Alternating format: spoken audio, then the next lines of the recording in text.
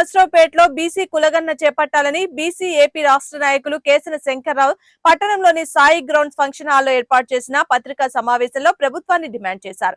ఈ సందర్భంగా ఆయన మాట్లాడుతూ బ్రిటిష్ వారు భారతదేశాన్ని పాలించే రోజుల్లోనూ 1881 నుండి 1931 వరకు క్రమం తప్పకుండా ప్రతి 10 సంవత్సరాలకోసారి జనాభా లెక్కల సేకరణలో కులగన్న జరిగినట్లుగా ఉందన్నారు. ఆ తర్వాత ఇప్పటి వరకు జనాభా లెక్కల సేకరణలో బీసీ కులగన్న జరగలేదని తెలిపారు.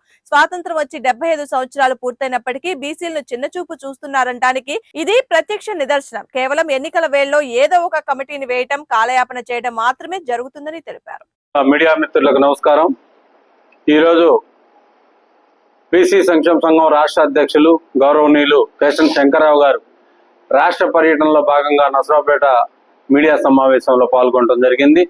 వారికి ప్రత్యేక నర్సరావుపేట పల్నాడు జిల్లా తరఫున హృదయపూర్వక అభినందనలు.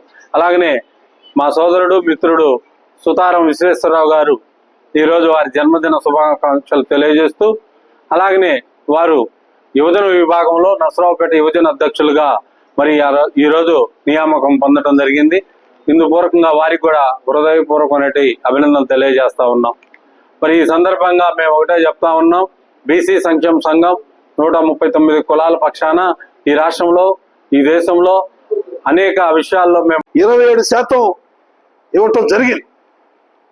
ఈ కుల గణాంకాలు చేయకపోవటం వల్ల కేవలంగా 7-8% మాత్రమే కేంద్ర సర్వీసులో ఉద్యోగాల్లో ఉన్న వారికి అది ఉపయోగపడతా ఉంది. అంటే దాదాపు మిగతా 18-19% ఆధిపత్య కులాల వారే దాన్ని అనుభవిస్తూ ఉన్నారు. ఆ విధంగా మేము ఏబిసిడి వర్గీకరణ చేయాలని కూడా నరేంద్ర మోడీ గారు కేంద్ర మంత్రులను కడిగాం. దాని మీద కూడా జస్టిస్ రోహిణి కమిషన్ కూడా వేశారు. ఆ కమిషన్ కూడా చెప్పింది, ఈ దేశంలో కుల గణాంకాలు చేయాలి అంటే చేస్తేనే, ఏబిసిడి వర్గీకరణ చేస్తేనే ఈ యొక్క జాతులకి అన్ని రంగాల్లో కూడా ఉపయోగం ఉంటుంది అనేటువంటి విషయాన్ని ఆ నివేదిక కూడా జస్టిస్ రోహిణి కమిషన్ నివేదిక కూడా కేంద్ర ప్రభుత్వానికి ఇవ్వటం జరిగింది. ఏది ఏమైనా ఏం చేసినా కూడా కేంద్ర ప్రభుత్వం వాళ్ళు సరైన రీతిలో ఈ వర్గాలకి న్యాయం జరగాలని చెప్పని సహకరించకపోవటం అనేది చాలా బాధాకరమైన విషయం. కేంద్రంలో బీసీ మంత్రిత్వ శాఖను పెట్టమన్నాం.